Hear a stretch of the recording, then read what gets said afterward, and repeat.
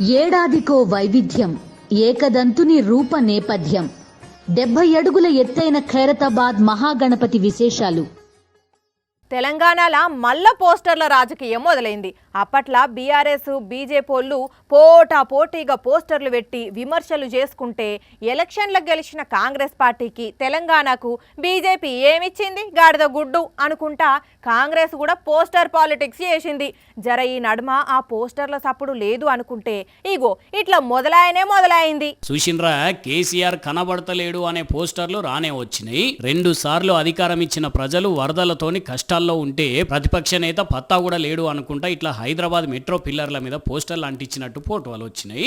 ఇవి ఇట్లా కనబడుతోటే వెంటనే రేవంత్ రెడ్డి పోస్టర్లు కూడా దర్శనమిచ్చినాయి. చూసిన్రా, అవే మెట్రో పిల్లర్లకు రేవంత్ రెడ్డి పోస్టర్లు ఉన్న ఫోటోలు కూడా రానే వచ్చినాయి. వరద కారణంగా జీవిడిచిన కుటుంబాలకు సర్కారు 25 లక్షలు ఇవ్వాలి అనుకుంటూ ఈ పోస్టర్లు కనిపించినాయి. కానీ ఇక్కడ గమ్మతి ముచ్చట ఏంటంటే ఈ 2 రకాల పోస్టర్లు కూడా వాస్తవానికి మెట్రో పిల్లర్లకు లేవు. కానీ ఉన్నట్టుగా సోషల్ మీడియాలో 2 పార్టీలు తిప్పుతున్నారు.